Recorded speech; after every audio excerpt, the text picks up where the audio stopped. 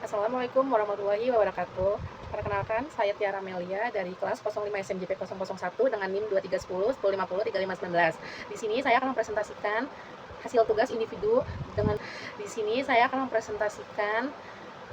tugas individu dengan berjudul Enterprise Risk Management. Yang terhormat kepada Bapak Rudi Sanjaya selaku dosen pengampu pada mata kuliah Bank Risk Management.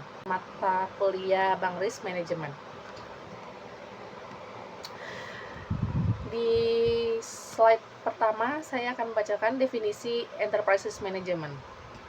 Enterprise Risk Management adalah kemampuan dalam mengelola seluruh risiko bisnis dalam upaya memperoleh atau mencapai tujuan. Dewan Direksi telah menerapkan strategi dengan membuat panduan ini yang akan membantu manajemen dan Dewan Direksi dalam menanggapi pertanyaan bisnis mengenai risiko yang mungkin dihadapi.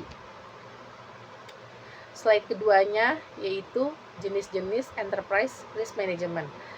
Terdiri dari yang pertama, risiko strategi, yaitu risiko yang berasal dari keputusan bisnis yang kurang tepat sehingga mengganggu capaian suatu perusahaan.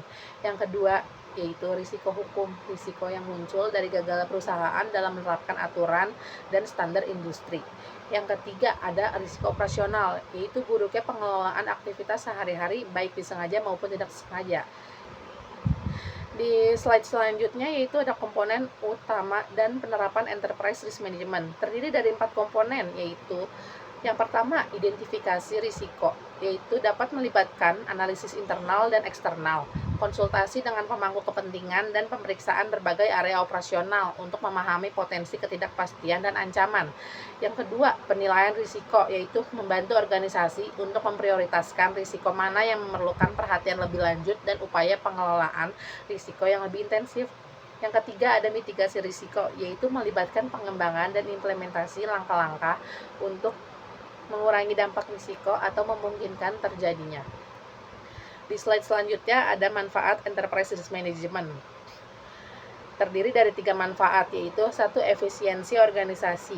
Banyaknya bisnis sekarang memiliki departemen risiko dan akuntansi seperti departemen audit, penayangan, dan keuangan atau asuransi.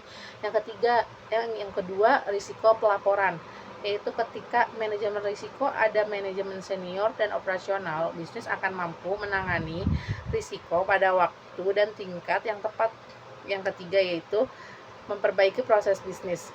IRM efektif dalam mengurangi pentingnya prioritas dan ketajaman bisnis. Koreksi yang direkomendasikan antara lain penurunan kerugian, margin keuntungan yang lebih fluktuatif, dan pangsa pasar saham yang lebih tinggi. Di next selanjutnya ada fungsi IRM. Terdiri dari 3 fungsinya, yaitu yang pertama, tujuan dari brainstorming adalah untuk menentukan matlamat syarikat secara keseluruhan dan strategi yang terbaik untuk mencapai matlamat tersebut. Yang kedua, ada tujuan dari pengorganisasian adalah untuk memecah tugas-tugas besar menjadi tugas-tugas yang lebih kecil.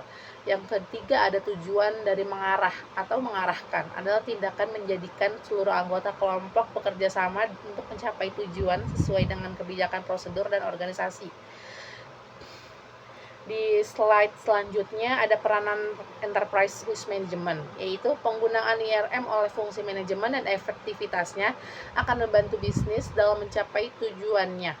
Terdapat banyak kerangka kerja IRM yang signifikan, masing-masing mengurangi strategi untuk menemukan, mengevaluasi, merespon, dan mengawasi peluang dan risiko di lingkungan internal dan eksternal perusahaan.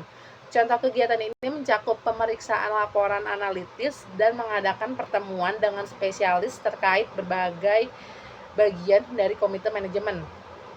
Slide selanjutnya pada studi kasus penerapan IRM di PT Nestle. Studi kasus Enterprise Management ini pada perusahaan Nestle yang dikaji oleh GRC Indonesia menunjukkan bagaimana perusahaan multinasional ini menerapkan sistem manajemen risiko secara terintegrasi dan berkelanjutan di seluruh lini bisnisnya untuk menjaga keberlangsungan usaha dan meningkatkan nilai perusahaan.